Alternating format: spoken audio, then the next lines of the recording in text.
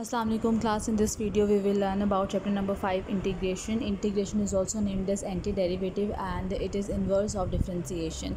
We have discussed that the geometrical significance of differentiation is that it represents the slope of tangent line. Similarly, there is a geometrical significance of integration is that it represents the area under a curve.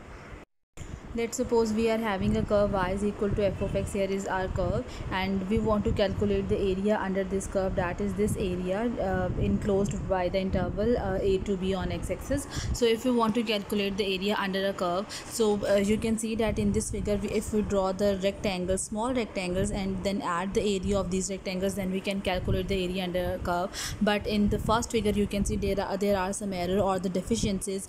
For example, in these parts are missing and there are some extra parts as well when we calculate or add the area of these rectangles. So in order to overcome this deficiency or the error, what we can do, we can draw more smaller triangles. For example, here in this case when I draw the smaller triangles, you can see that the error is getting reduced as compared to the previous case. But if we draw the rectangles very small, such that their height or their length is nearly equal to, or their width is basically nearly equal to 0, then you can see that the deficiency or the error is nearly equal to 0, or we get the area approximately equal area under the curve. So this is a basic geometrical significance of integration, that it represents the area under a curve. It is derived from the Riemann sum.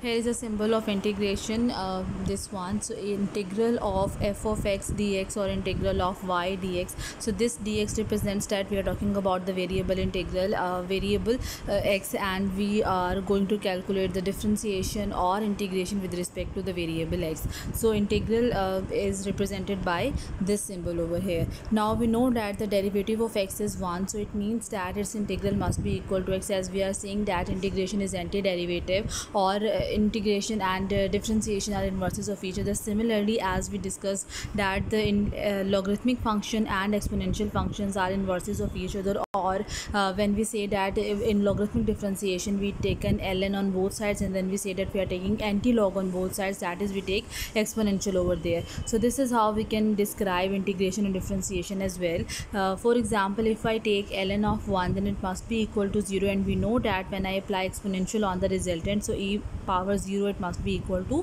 1. So images and elements are getting interchanged in case of inverse function. Similarly, if differentiation and integration are inverses, so it means that if the differentiation of x corresponds to 1, then the integral of 1 must corresponds to x again. So integral of 1 with respect to dx will be equal to x. Similarly, differentiation of x plus 2 is equal to 1, so its integral must corresponds to the resultant function, that is x plus 2.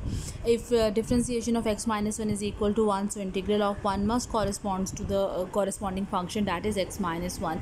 Now there is a problem that if you want to generalize this concept, that the integral of 1 must be equal to what function. So you can see that it may equal to simple x, or it may equal to x plus 2 or x minus 1. That is, there may be a possibility that we have some function added or some constant number added or subtracted in the function whose derivative is getting 0 over there. So in order to overcome this problem, or in order to deal with this possibility, we add a constant of integration at the end of the question. That is, whenever we perform the integration, at the end we have to put a constant of integration in order to overcome all the possibilities, or in order to discuss all the possibilities of subtracting or adding some constant number in the original function.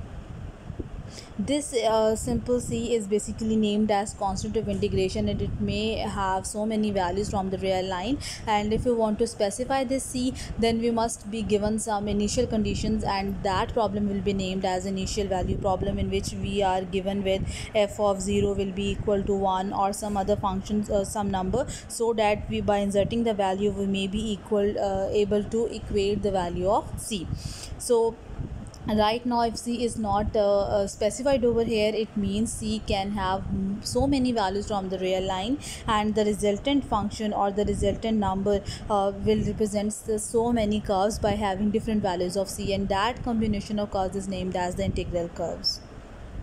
Here you can see the resultant integral curves. So if c to be 0, the curve must pass to the origin. For c1, we know that if I put c is equal to 1, that is I'm adding some number in the y coordinate, so there is a vertical change. So here you can see for c is equal to 1, the graph shifts upward by 1 unit. For c plus 2, the graph shifts 2 units upward. For c minus 1, the graph will corresponds to the vertical shifts in downward direction by 1 unit. So you can see that by having so many values of c, we may have so many curves just with the help of translation. So that's why this combination is named as integral curves. Here we have some properties of integration, or some rules of integration. As we have discussed that the integral of 1 with respect to x will be equal to x plus some constant of integration, and here is a power rule of integral as well. As we have discussed in case of differentiation that for x raised to the power r, it must be equal to r, that is the power comes in the constant, and then we put x raised to the power r minus 1, that is we subtract 1 from the power. So as integral is opposite to it, so it means we must add some power over here or some number over here, and instead of multiplying, we must divide the coefficient or the power in the put in the denominator. So here you can see that for integral x raised to the power r, or the power rule for integration is going to be x raised to the power plus 1 over power plus 1 plus some constant of integration. So this is named as the power rule of integration that we will use for the then we know that integral of sine x is cos x, so it means that integral of cos x must correspond to sin x plus some constant c. The derivative of cos x is equal to minus sin x, so integral of sin x will be equal to minus cos x plus c. Similarly, integral of secant square will be tan x, as the derivative of tan x is secant square x. So integral of cosecant square is minus cot x plus some constant c, and integral of secant x tan x will be equal to secant x plus some constant c. As we have discussed that the derivative of e power x is equal to e power x, so its integral is also equal to e power x plus some constant c. Similarly, integral of b power x will be equal to b power x over ln of b plus some constant c, and we know that the derivative of ln of x is 1 by x, so its integral, that is the integral of 1 by x, must correspond to ln of x plus some constant c of integration.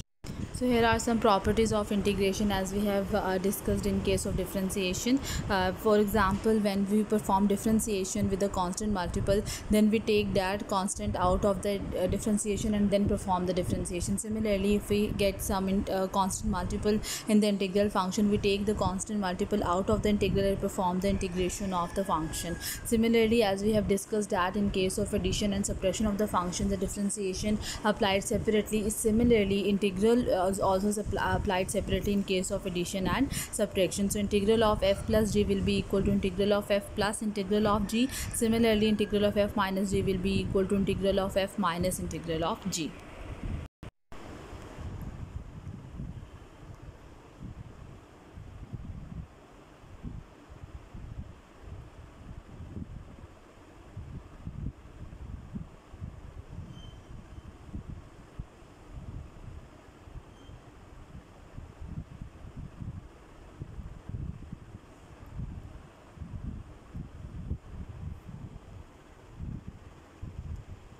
Next we have question number 14, integral of 10 over y raised to the power 3 by 4 minus cube root of y plus 4 over square root of y. So here we are going to calculate the integral of these. So as we have discussed that we can separate the integral over addition and subtraction of the functions. So and we take the constant out of the integral. So here 10 will be taken out of the integral, and we are going to perform the integral of y raised to the power minus 3 by 4 minus integral y raised to the power 1 by 3 plus 4 into integral of y raised to the power minus 1 by 2. So inserting power rule over here, that is y raised to the power plus 1 over power plus 1, and on simplifying we get this answer. Next we have question number 16, integral of 2 plus y square whole square dy. So simply we will open the square by 4 plus y power 4 plus 4y square, and then we will separate the integral. 4 integral of 1 with respect to y plus integral of y power 4 with respect to y plus 4 will be taken out of the integral, and integral of y square dy. So inserting the power rule, and integral of 1 will be equal to y. So 4y plus y power 5 over 5 plus 4 y cube over 3 plus some constant of integration c. Next we have question number 22. As we know that we can separate out the power the integral over the separation of the function, so 1 by 2 will be taken out of the integral, and integral of 1 by t dt minus the square root of 2 will be taken out of the integral, and integral of e power t dt. Now integral of 1 by t is ln of t, and integral of e power t is simply e power t plus some constant of integration. Next we have question number 26, integral of cosecant x into sin x plus cot x with respect to x, that is dx. So we know that cosecant is simply 1 over sine, and sine is as it is, and cot x is cos over sine, but it is not necessary to put cot x in this form. So here sin x and sin x will be cancelled out, that is integral of 1 dx, and then integral of cosecant x cot x dx, so that the cosecant x cot x is the derivative of minus cosecant x, so we get minus cosecant x plus some constant c, and integral of 1 is simple x over here. Next we have question number 30, integral of phi plus 2 over sine square phi d phi. So integral of phi will be equal to phi square, that is power plus 1 over power plus 1, so phi square by 2 plus 2, as it is 1 over sine square can be written as cosecant square, and cosecant square is the derivative of cot x, so minus cot x plus some constant of integration c.